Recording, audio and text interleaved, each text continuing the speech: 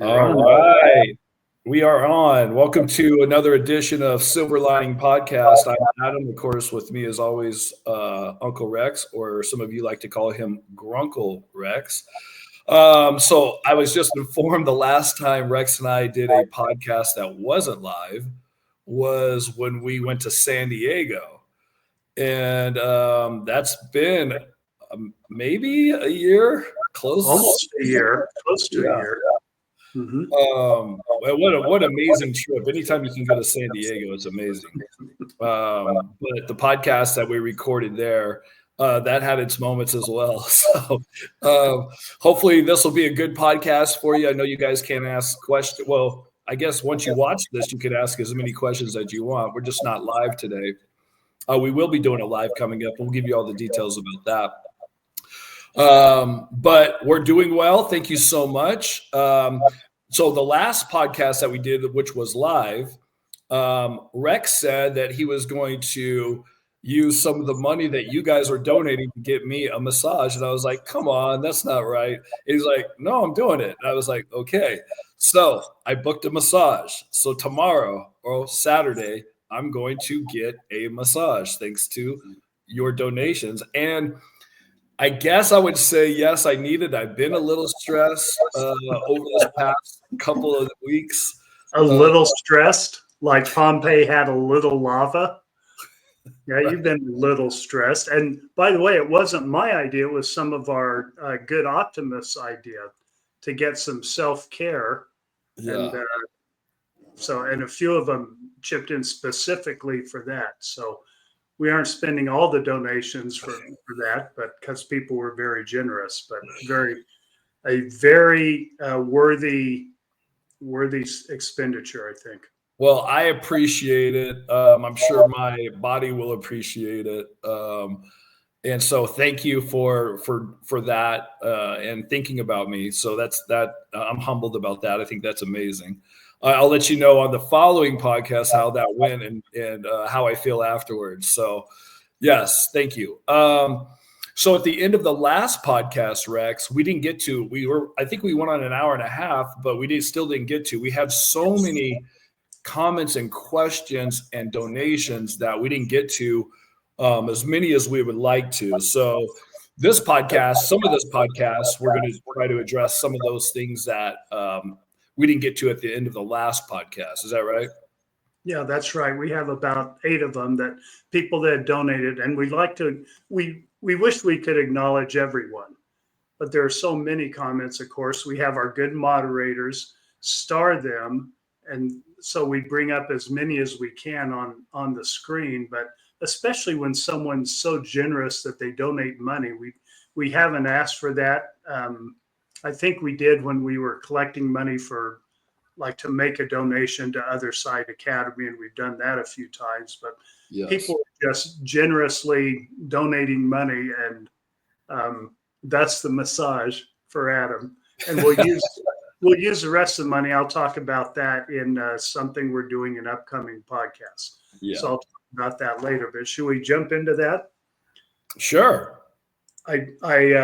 I just took a copy and put it on Microsoft Word of the ones that were remaining. So I'm just going to go through those, Adam, and we can answer their questions and comment on them. Now, some of them have their picture that comes from, it's on YouTube. So we didn't steal anything that wasn't published. But the first one with a $1.99 donation was 7 Sweet Kids. What a great name.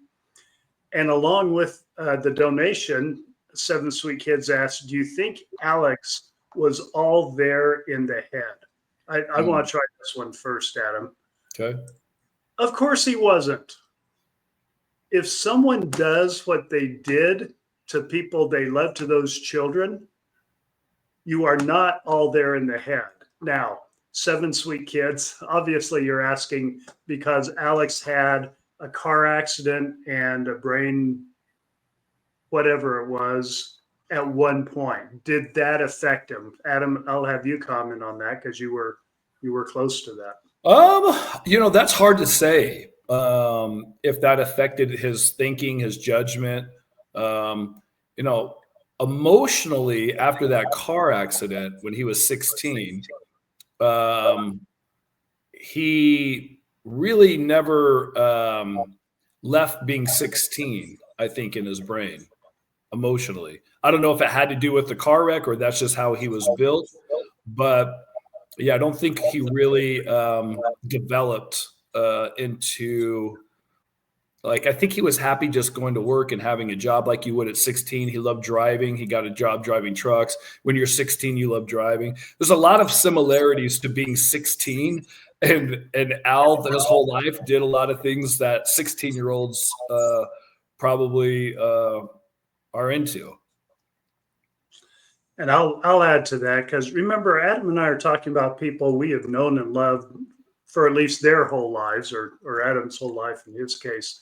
But we are not in any way, shape, or form excusing their actions, their decisions. So was that a brain injury, and did it affect his judgment? Very possible. There is no degree of excuse for killing people, especially people you know and love, or people close to you. So we aren't excusing. A brain injury just doesn't excuse that, right? In my opinion. So we are not saying, oh, well, of course he killed someone because he had a car accident when he was a youth. No, there is nothing like that. But to answer your question, was he all there? No. Yeah. The answer is no. He was not all there. Yeah. Okay. From THX, or thanks 1138, a $5 donation. Thank you. And this is great insight, I think. Now, if you look on THX's picture, I don't know if this is actually THX or AI or whatever, but it looks like you got some coloring on the cheekbones. I don't know what that is. Maybe you could tell us a little bit more about that. Lori's gotcha question, says THX. She ends her questioning with, is working against her. When people conspire to commit murder, they do it surreptitiously. Now, that's a big word, but I think it means they do it in secret. So, of course, people aren't going to observe them doing it. And yeah, I agree that. I think it worked against her. I think I hope and believe the jury saw right through what she was doing. How about you, Adam? Yeah, and she has, at this point, she has no defense. We'll see what happens on Monday, but there's really nothing. If you're a juror and there's no defense, there's no Tylee, there's no JJ, there's no Alex to defend what you said. There's no case. All right, and I just realized that I may have my pictures mixed up with which person it is. So sorry if I do. So I don't know if this is THX or if this is Chloe. But anyway, Chloe, with a 5, I believe that's a pound symbol donation. Firstly, Adam, your testimony was so impactful. You were so brave. Boy, I agree with that. What do you think about Lori comparing herself to biblical figures in the courtroom? What did Lori did she say something when I was there about being a biblical character? Well, the judge opened the door on an objection when the prosecutor objected to something, and the judge said, well, if she wants to compare herself to these biblical figures, okay. And of course she wants to. Oh, of course, yeah. You mean Nephi from the Book of Mormon, or was there somebody from the Bible too? I don't know. She and Chad have a history of talking about, Jesus loves her best, and how Chad was the Holy Ghost in a prior world, and they're up there next to Jesus, and So, what's your perspective on that, Adam? I just feel like there's a lot of pride involved in thinking that you're that special. And, when Jesus says he loves everybody the same, and you say, no, Jesus loves me more. I mean, it's just everything is contradicting the gospel of Jesus Christ. Everything Chad and Lori did was contradicting everything that Christians believe. So on that level, it's ridiculous. Yeah, couldn't have said that better. There's a nice picture, and that might be Rhonda. It may not be. That might be Chloe. Sorry, I don't have keep putting wrong pictures with wrong names, and then later we'll play a game called "Whose Picture Is This Anyway?" Yeah, and it's all messed up. Not the pictures, my connection. Rhonda Rabinold, I believe, is how you pronounce that. $5 super sticker. Thank you, Rhonda. Yes, not a question with it. Ivana Tinkle, and there was something I read about this somewhere, and sorry, I don't remember, but $9.99. Thank you very much. Last night on another podcast, Case said that Larry Woodcock thinks Lori put the second bullet in Charles. I don't think Lori has the balls to do that. What do you think, Adam? I think anything's possible. Personally, I think Alex did it, but if it came out that Lori took the gun from Alex or Alex handed the gun over to Lori and she shot him, that would not surprise me. Not at all. I've said before, I wish they would have done gunshot residue tests on both of them, so we could have that question answered. So we're with you, Ivana. Okay. Chickenhead PK Dorkface Neely. What a great, some of these Yahoo or YouTube names are amazing. I know, that's great. With a $4.99 donation, it was so great. And knowing that you had family support, so great to see. And I was a kid in the 70s who played pickleball. Wow. Must have lived in the state of Washington where that originated, I would guess. Yeah, Rex told me that he played pickleball in middle school or something, junior high or something. It was 1982. I was at a family reunion up there in Washington. Oh, okay. Yeah. Pickleball is such a great thing. Yep. Jane Holmes with the $20 donation. Thank you. Adam, you did so great on the stand. Lori is doing herself no favors with the jury.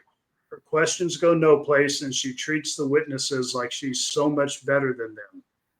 And I think she treats everyone like she's so much better than them. Thank you both for all you do. Very kind, Jane. Yeah, the pride that Lori has is so off the charts. It's out of control.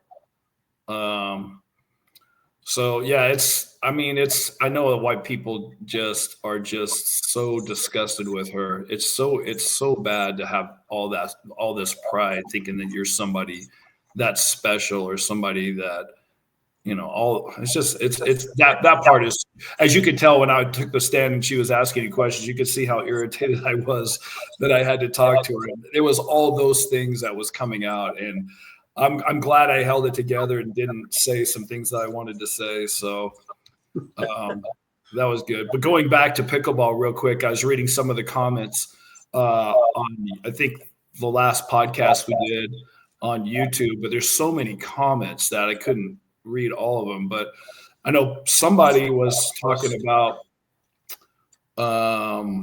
me being a pro pickleball player or a pickleball instructor, and making a comment saying that, did anybody in our family have a normal job, or like they were making fun of me being a pickleball instructor. And then somebody came to my defense. He was a radio morning show host for 25 years before that. Again, like my careers were things that I was passionate and loved. So I know it's not a 9-to-5 job where you wear a tie and sit in a cubicle, which a lot of people are like, oh yeah, that's normal. Obviously I didn't have a normal career. And so this guy, I guess, was trying to point out that, I don't know, making fun or saying, is he for real or something like that. But I can tell you, being a pickleball instructor, Rex will tell you, I'm more busy working doing this job than most of you working doing your job. So I'll leave it at that. It is tough for me to get a phone call time with Adam. That's how tough it is. Yeah. That's an interesting thought. I've never had a 9 to 5 job ever. Yeah. And then the other comment was because What it's Rex had like. mentioned on this podcast before that he's moved how many times? 40 something? Yeah, I've had 57 addresses. Yeah. So people then were correlating, why do Mormons move so much? there's this whole thing of like us LDS being unstable, that we move so much, we don't have normal jobs. I mean, I just started going down rabbit holes of watching some of these comments go down, and I'm like, oh my gosh. And it couldn't have done us any favors when I was talking about Nephi and people that aren't LDS is like, what is happening? Well, I'll tell you, I wouldn't project that on all Mormons, but if you're talking about me and being unstable, that ain't wrong. They conjunction all Mormons, right? Yeah, can't argue that. Right, there are some very stable Mormons, I can tell you that. That's only lived in one address their whole life and probably worked 9 to 5 their whole life as well and retired. So there you go. Adam and I ain't two of them. We're not on that platform. I think I had the picture thing figured out. I believe this is Teresa Goforth. Okay. I'm putting up here, who gave us a $19.99 very generous super sticker. Thank you. Okay. The Mitzi Blankenship, I don't believe has a picture on, gave us $1.99, which is also generous. Praying for you, Adam. Thank you. I appreciate all the prayers and support. I mean, I'm overwhelmed with it. It was amazing. I think maybe that's why people say I did so good. It wasn't me. It was like, obviously all your prayers and all these well thought. I just felt so comfortable going in there when I should have been like petrified. So I think it was from all the previous people giving me all this support and saying, I got your back, we're with you and all that. It was amazing, like amazing. Yeah, I may have been anxious enough for you. Yeah. So, and I was just sitting there. So, yeah. Lori King with a $19.99 super sticker. Thank you. Kelly Can't Get Right. I believe this is Kelly's picture, and it looks more like the 7 kids person, but 246, I guess not. But Kelly Can't Get Right with a super sticker. Thank you. Do you think she thought he was a different person or BS? Being Charles, being Ned? I think that's what she's referring to, that whole zombie thing of Charles being a different person. Do you think she really thought that, Adam?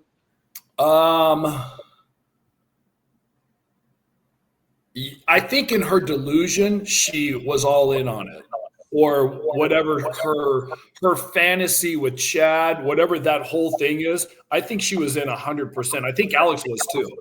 They just bought into this weird fantasy, this weird thing that the rest of us think is like, if somebody came to us with that, we would say, get out of here with that.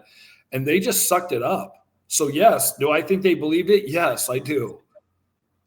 I got to give a slightly different opinion on that one. I think that Alex did. I think that Lori just lied, whatever lie she wanted to tell at the time, and she and Chad concocted that story to bring Alex in because they knew he'd be susceptible. The reason I think that is, Adam, you and I have talked about how Alex was. Alex now, we think if he was coming out of that delusion, would have been very open about it. Said, I fell for it. I fell for that BS. Okay. Lori comes in and out of that delusion whenever she darn well pleases. She's not a slave to it, as we believe Alex was really taken into it. Just a different view. We'll never know. We aren't in their hearts. And here's why I put the pictures together. I looked down, and I believe this is Dr. Vonda K, because she has like a doctor's lab coat on with the K on it. Yes, that's her. That's our girl. And I believe she gave us a few super stickers, including $100 one. This one's for $1.99. Wow. And she said, I think you should both use it for TLC. That's so Rex, you need to get a massage too. I'll get one from Lisa, and she does it for a lot less. In fact, I'll give a little insight that no one asked about. When Lisa and I got married almost 15 years ago, 14 and a half years ago, I gave her a massage table as a wedding gift. And for a long time, I would give her regular massages. And we just picked it back up recently. For a long time there, I just found excuse after excuse. I had a knee operation. I'm old. Whatever it was. Yeah. But we've picked that up a little bit. So that's great. we are a massage family. I like it. Sherry Gold, I believe that's her picture. $5 super sticker. Not a comment with it, but thank you, Sherry. Even if that wasn't you, I'm still correlating the pictures. Ladybug Lisa, not the same Lisa I was just talking about, but donated $5 to the massage fund. Oh, see how quickly it became the massage fund? I love it. Oh my gosh, it's amazing. Saying self-care is important. Is it going to be weird when I get a massage and all I'm thinking about is our Optimus helping me get a massage? No, I think that'll be very appropriate because not only in giving us TLC here, but all along they've just been loving, supportive. Yeah. And we try to tell people why we continued on after our original 10 podcasts. That's the reason, because the Optimists are so loving and supporting. You can't just walk away from that. So yeah, thank you to all of you for that. Okay, we want to talk now about what we're going to be doing going forward with the podcast. Adam and I have been scheming, and we have a plan. First of all, this is recorded on Friday the 18th, and we're going to post it this evening as soon as I can get that figured out. It's been a long time, and we don't have Sean helping us anymore. Sean's done. I saw a post of his on Facebook. He's doing something else. I'm like, what are you doing? He left us. I know, he did. He deserted us. Still a good guy, good friend. Yeah. And I'm using ChatGPT to give me instructions on how to broadcast on Podbean after recording on StreamYard like we are. ChatGPT knows. Oh my gosh. So I'll get it figured out and post it this evening. And then we plan on doing a live as soon as we can after we get a verdict, which could be Monday, could be Tuesday. I'll be in Arizona Monday, Adam. We haven't correlated our schedules yet. Okay. So I'm going to be there with two of my girls at the closing arguments on Monday. Could get a verdict that day. You never know with verdicts. It could take days, weeks, whatever.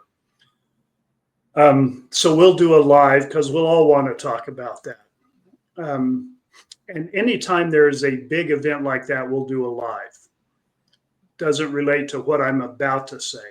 We're going to have a regular podcast schedule. By that, I don't necessarily mean the same time all the time, but every 2 weeks, we're going to do a recorded podcast like this is recorded, and we'll just post it after we record it. There's going to be a program for that podcast that I'll talk about in a minute.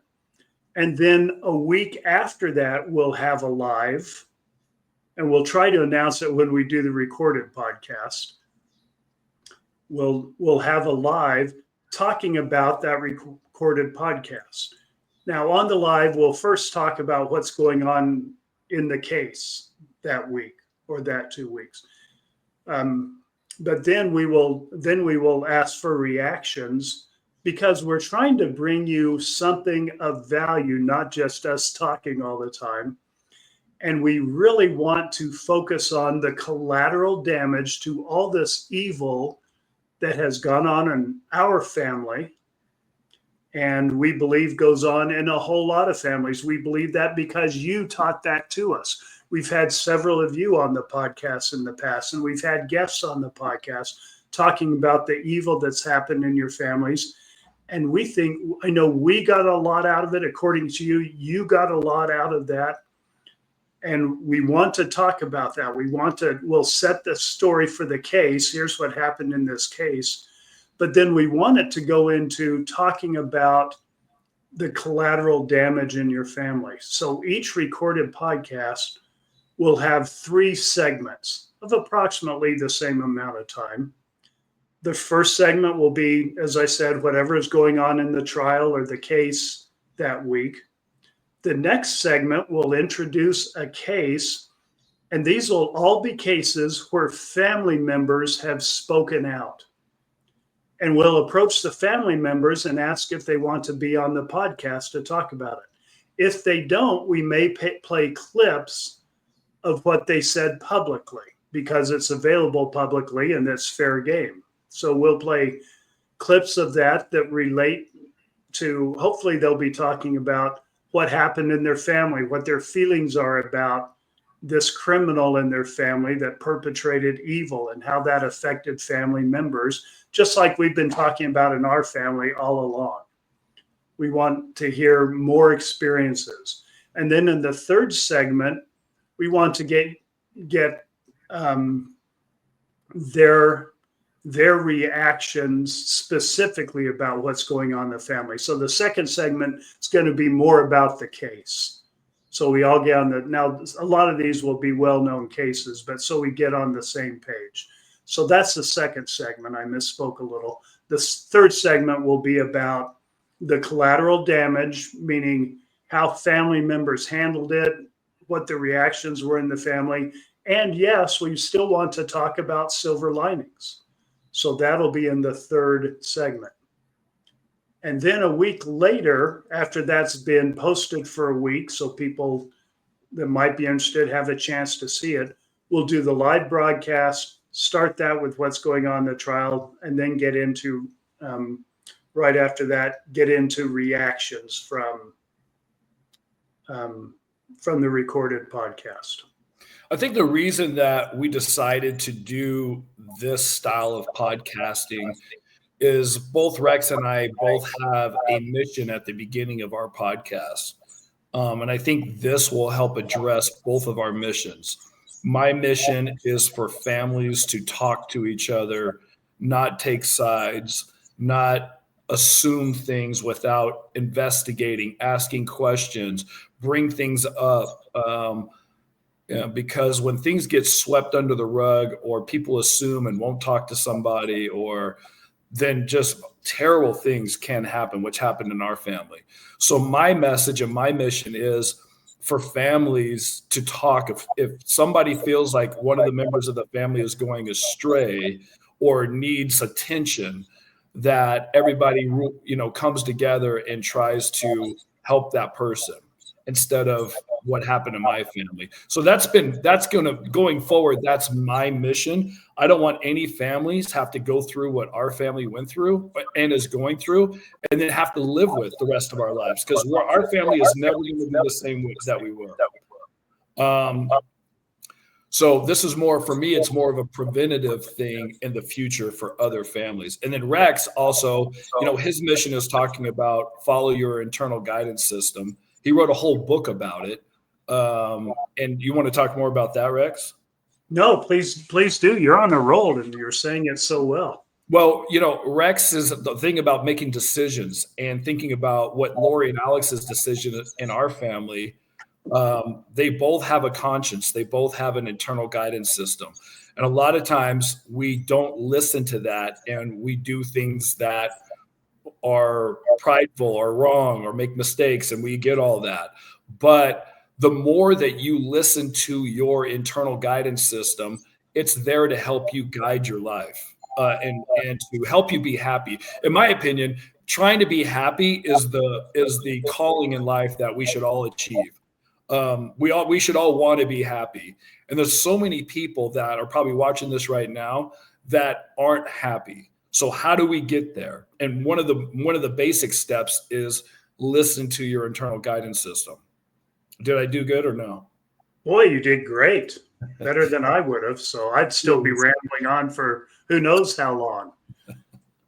You did very well with that. Thank you. Yes. And look at this, Adam. Remember when we start off, our podcast were 30 minutes? Yes. 20 seconds away from 30 minutes. I say let's stop it right here and just look forward to our live next week. Perfect. I love it. We're back. We're back. We are back. No promises on future short podcasts, but we're back now. Yeah. All right. Thanks for being with us. Thanks for being an optimist, or if you feel like you're not an optimist, like following us regularly, thanks for checking in with us and being a part of this. We appreciate it. Take care. See ya.